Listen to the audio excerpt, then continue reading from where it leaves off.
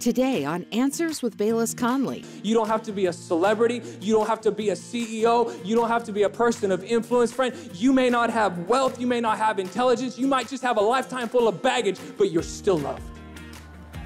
God loves you. For God so loved the world, He gave His only begotten Son, that whosoever. Hi, I'm Bayless Conley. In life, we all face uncertainty. Whether it's financial troubles, relationship valleys, a health crisis, or just trying to discover your purpose, one thing is for certain: God sees you.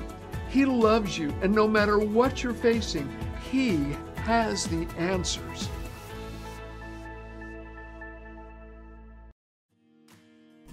Hello, friend. Glad to have you with us, and I just want to encourage you right now, if you got a seatbelt near you, get it fastened, because we're going to get into a message that I'm not bringing, but actually our oldest son, Harrison, he's the lead pastor of our church, he's bringing the message today, and it is simple, and yet it is powerful.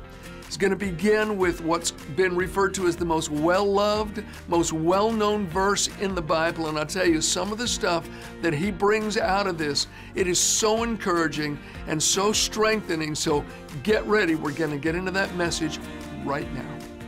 I want to speak to you from the greatest verse in all the Bible. John 3:16. For God so loved the world, He gave His only begotten Son, that whosoever believes in Him should not perish, but have everlasting life. There is no other verse in all the Bible that says so much to so many in so few words. It is literally a volume in a verse. It is the encapsulated summation of our theology, and it's the greatest love story that's ever been told. These words, this verse, is literally the anthem of redemption. And what I'd like to do this morning is dive a little deeper into this greatest verse in the Bible. And I want to talk to you about the four movements of redemption. I want to talk about why the gospel matters. So here's movement number one. Redemption has a motive. Redemption has a motive. For God so loved. For God so loved. Love is the motive of redemption.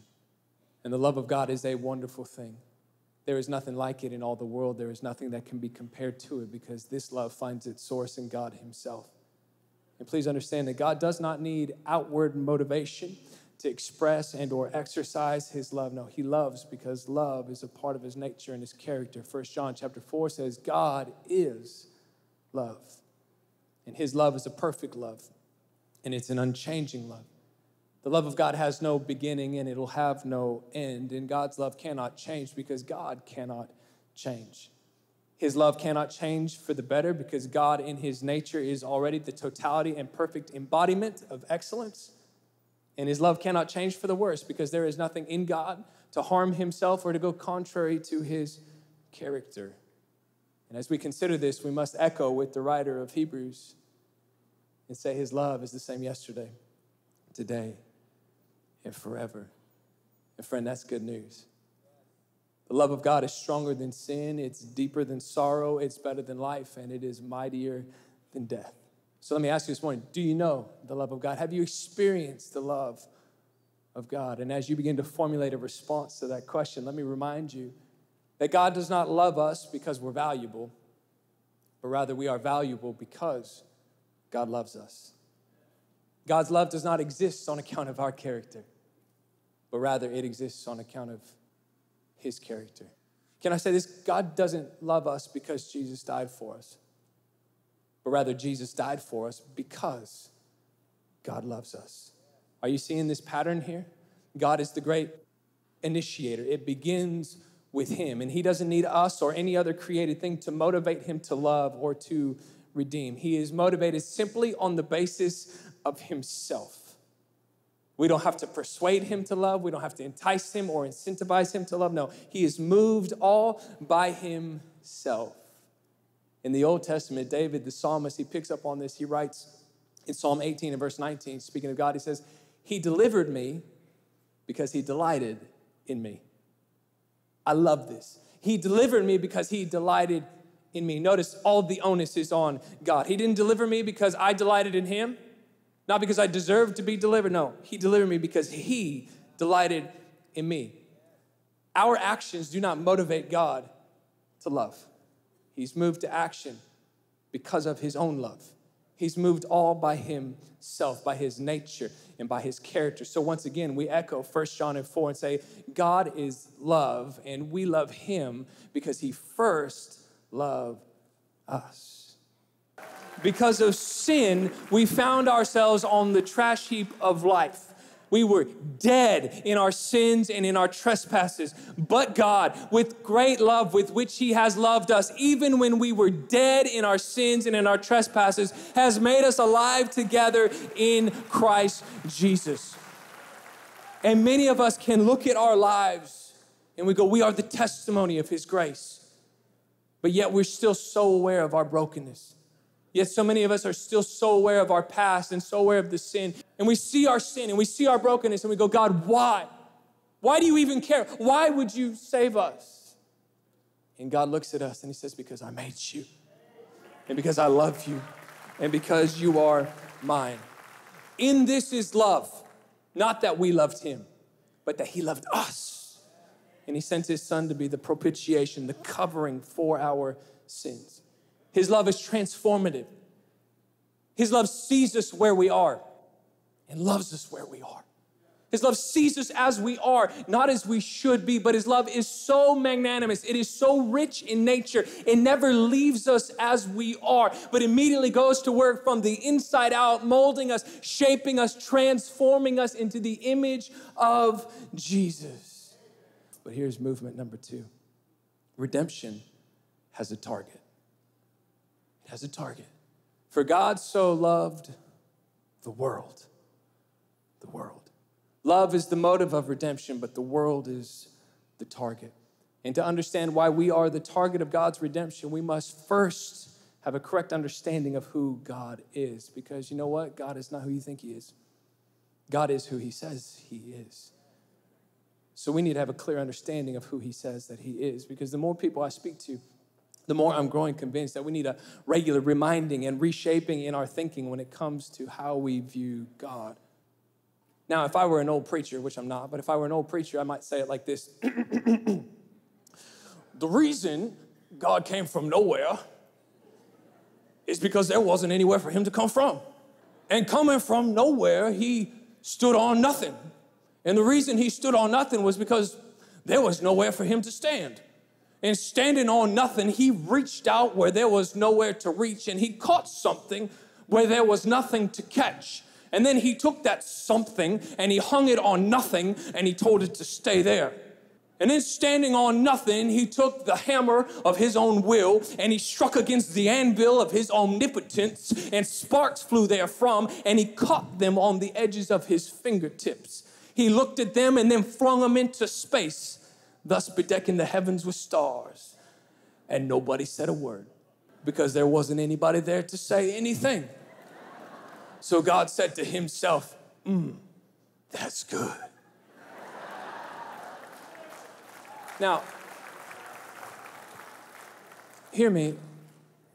Everything and everyone was made by God, and there is not a thing made that does not have his fingerprints upon it. And all that God has made, we call the world. And God so loved the world that he gave his only begotten son, that whosoever believes in him should not perish, but have everlasting life. You know what that means? It means that there is not a person here this morning, there's not a person under the sound of my voice, there's no one watching live stream that can say, nobody loves me. Because God loves you. And it doesn't matter who you are or what you've done or where you're from. It doesn't matter your race. It doesn't matter your ethnicity. It doesn't matter your color of skin. It doesn't matter your age demographic, your current situation of life. You don't have to be a celebrity. You don't have to be a CEO. You don't have to be a person of influence. Friend, you may not have wealth. You may not have intelligence. You might just have a lifetime full of baggage, but you're still loved. God loves you. For God so loved the world, he gave his only begotten son, that whosoever, I love that word. I wish it was written in all capitals in my Bible. Whosoever, I want you to capture this. If the world is the target, then you and me, the whosoevers, we're the bullseye of that target. It brings the target down to a personal and an individual level. Let me show you what I mean. I think about JP. He's a man I met on a flight from Denver to Orange County. I'd been in Denver for a couple of days preaching my heart out. I'm exhausted. I'm on a late night flight coming home. And this plane is full. I mean, like jammed full. And there's only one empty seat on the plane, and it's right next to me. And I am thanking Jesus, going, this is your reward for being your servant. This is your reward for preaching my heart out. And the stewardess is about to shut the door of the plane when a man walks onto the plane, and it takes about 3 seconds to figure out that he is drunk. And he starts zigzagging his way down the aisle, and he's swearing and stammering and making a scene. And he comes and he stands in my aisle and he spies my seat, looks at his ticket, and I realize that this man is sitting next to me. Suddenly my thank you, Lord, turned into really, Lord. And he sat down and he began to yell and make a scene. And even before we had taken off, the stewardess had to come 3 different times and warn him that they were going to kick him off of the plane. And every time he promised he was going to be good, so he'd get quiet for a few minutes, only to erupt again and make a scene. And finally, it got to a point where I just looked at him. I said, hey, look, man, I don't care whether you stay on this plane or not, but they're looking for a reason to kick you off. We got started in conversation. And he said to me, so what do you do? I said, well, I'm a pastor. And he began to cry. And he said, you are the 3rd pastor I've sat next to on a plane this week. And I said, buddy, I think God's trying to get your attention. And for the next 2 hours, we began to talk about the love and the grace and the mercy of Jesus. He began to open up to me and say he had done all this business dealing and was able to retire at an early age. He made $250 million and had every car you could want. He had multiple homes. He had girlfriends and drugs and parties, everything he thought would make him happy. And he said to me, Harrison, I am miserable. And I said, there's one thing that can fill that void, and it's Jesus. And I pray for JP regularly. But what am I saying in all this? This is what I'm saying. Nothing is random with God. Out of all the airports, out of all the flights, out of all the airlines, out of all the people sitting on this plane, God saved JP a seat right next to me. You know why? Because he's trying to reveal to JP that he was the bullseye of his love, of his affection, and of his redemption. I think about Josh and Robert, who I met just a couple of weeks ago playing golf. One afternoon, I had this hankering to go and play golf, and so I get my clubs, and I'm driving toward a particular golf course. And in order to get to this golf course, I have to drive past another golf course.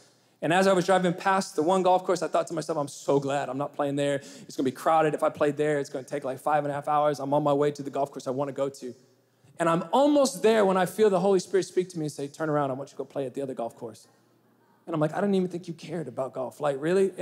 And if you know anything about me, once I've got a plan in place, like I'm the most inflexible human being on the planet. And so I'm almost to this other golf course, and the Holy Spirit keeps nudging me, turn around, go play at the other course. And I'm arguing, going like, it's gonna take me 5.5 hours, and I don't even know if I'll finish before, the sun goes down. And finally, I just turn the car around, and I pull up and grab my clubs. I don't have much faith at this point. I walk into the pro shop. I say, hey, look, I know you guys are busy, but do you have any spare tee times? He goes, well, why don't you just join this twosome that's there on the tee right now?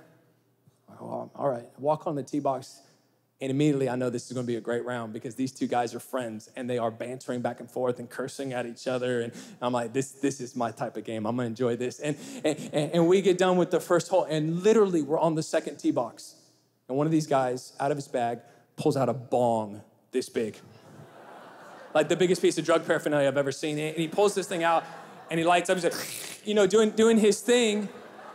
And he must have seen me with this bewildered look on my face. So he's like, oh, I'm sorry, did you want some? And I'm like, no, man, I'm good. And he goes to hit his shot, and I get my phone out, and I'm texting my wife. I'm going, babe, you will not believe what just happened. This guy pulled out a bong. And in like 2 holes, he's going to ask me what I do, and he's going to freak out when I tell him I'm a pastor. And sure enough, like 2 holes later, he's like, hey, so you said you live in Long Beach, but you work over in Los Al. Like, what do you do? I'm like, man, I'm a pastor, I lead a church. And he goes, no way. And for the next 2.5 hours, he asked me question after question. He just poured out of his heart. Questions about Jesus. Questions about, his lifestyle. He said, look, man, I'm not into this whole Christian thing. My mom, my aunt, they're always trying to push it on me. They're always praying for me. And I just stopped him. I said, I think I might be here this afternoon, as a result of their prayers. And we continued to talk, and then he turned around to me, he goes, man, you're not like any pastor I ever met before. He goes, man, I really want to go to your church, but I'm scared that the moment I walk in, it'll burn down. And I said, bro, you have no idea how well you would fit in at our church. And I've been texting with these guys regularly, and I've been praying for them. And that day on the golf course, the Holy Spirit spoke to me. Holy Spirit spoke to me. And he said, this is why you need to be in tune with me. Not so you can get up and be anointed to preach a message, not so you can get up and lead a staff and lead a meeting, but for these moments. Harrison, what are you saying? I'm saying there's nothing random about God. Out of all the courses in Southern California, out of all the tea times, out of all the people, God saved a spot for me in that tea time with Josh and with Robert so that they would know that they are the bullseye of his love, of his affection, and of his redemption. And that's movement number 2. Redemption has a target. It's you and it's me. Here's movement number 3. Redemption has an action point. Redemption takes action. For God so loved the world that he gave. He gave his only begotten son. Generosity is the action point of redemption. Redemption is free, but it's not cheap. What I mean by that is the price for salvation for you and me is free. It doesn't cost us anything, but it cost God everything. He emptied the bank vaults of heaven and gave himself. Gave his only begotten son. The reason I say he gave himself is because the Son and the Father are one. And it is the steepest price that could have been paid. Yet he allowed his son to lay down his life as a sacrifice for us so that we could have his life. This, more than anything, signifies the generosity of God, because all generosity comes with a level of sacrifice. Peter picks up on this, 1 Peter chapter 1 and verse 19. He says, you were not redeemed with perishable things like gold and silver, but you were bought, you were purchased with the precious blood of Jesus. And God so loved the world that he gave his only begotten son. When you get a chance, I want to challenge you to do something. I want to challenge you to do a Bible search on all the stuff that God gives. And as you study it, you know what you'll find out? That God is a giver, not a taker. Here's a short list for you. Here's some of the stuff that God gives us. He gives us salvation. He gives us peace. He gives us provision. He gives us healing. He gives us mercy. And that mercy, it's new and it's fresh every morning. The Bible says he gives us wisdom. He gives us rest. He gives his beloved sleep. He gives us strength. He gives us joy. He gives us life to the fullest. He gives seed to the sower. He gives the harvest. He gives a reward. He gives dreams and vision. He gave us his son. He gives us his spirit. He's given us his name, his victory. The Bible says in Ephesians 2, he's given us grace. James chapter 4 says he's given us even more grace. And that's good news. And that's just for starters. Ephesians chapter 1 says that God has given us and he's blessed us with every spiritual blessing in the heavenly realms in Christ Jesus. The point being that God is the author of redemption, so it's of no surprise that the action point of redemption is generosity, because God's a giver, not a taker. The only thing that God will take from you is sin, sorrow, burden, and pain, and he exchanges that with righteousness, joy, rest, and peace. For God so loved the world, he gave. And that's movement number 3. Generosity is the action point of redemption. But that's not all. There's still movement number 4.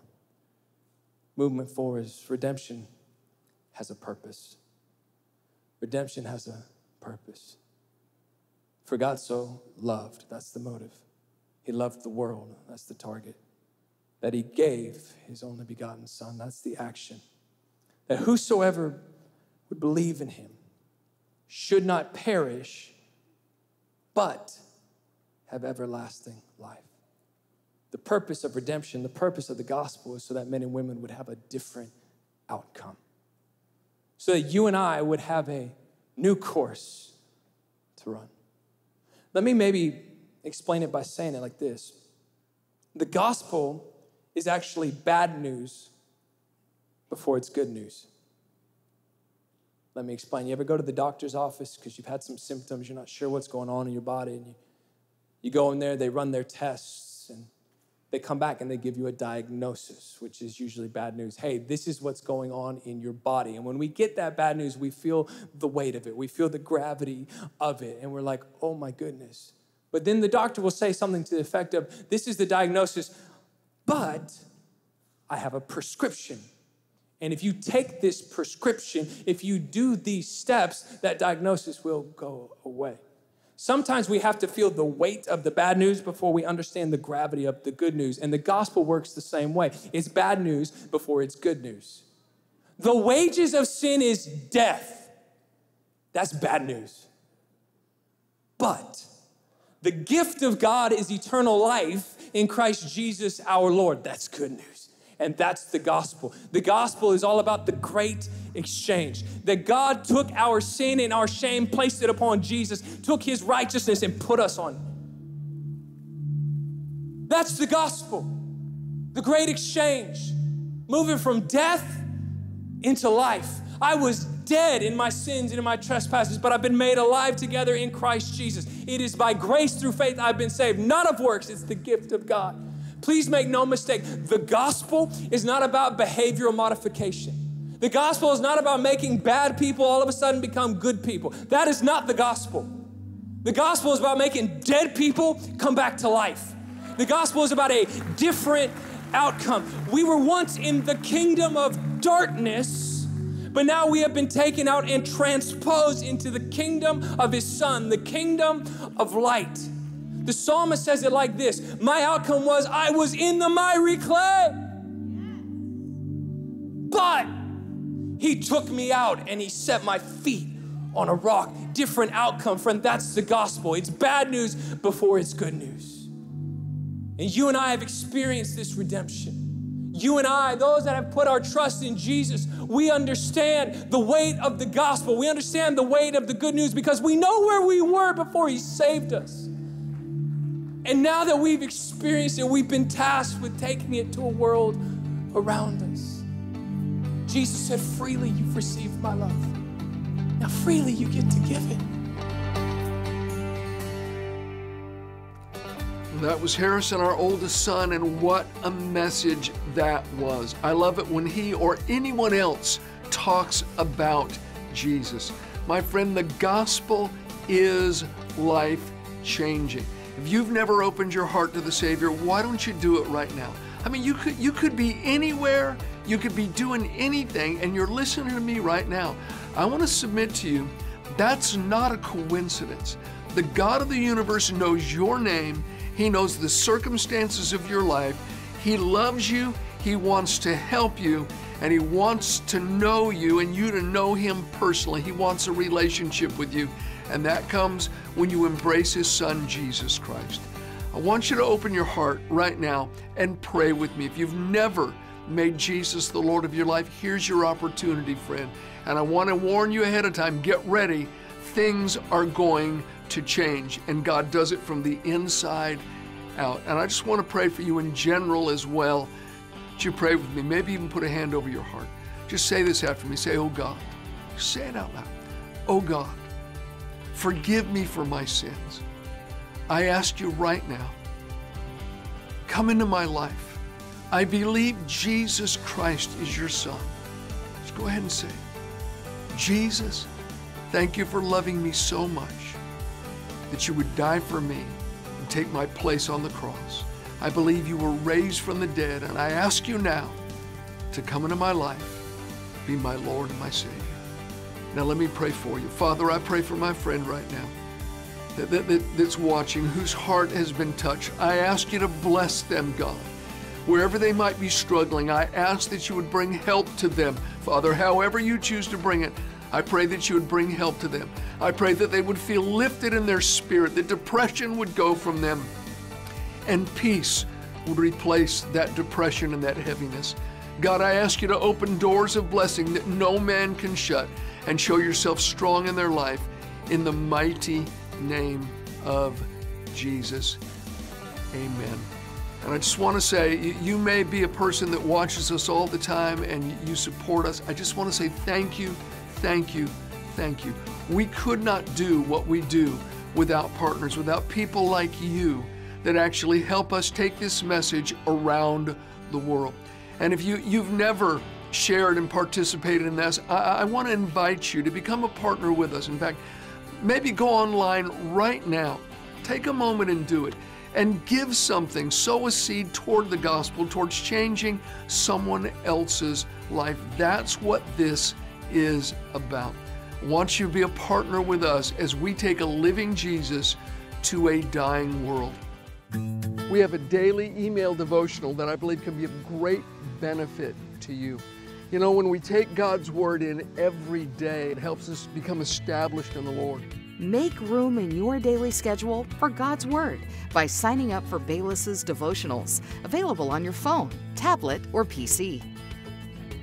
Take time to sow the seeds of God's Word into your life every day with this free email devotional.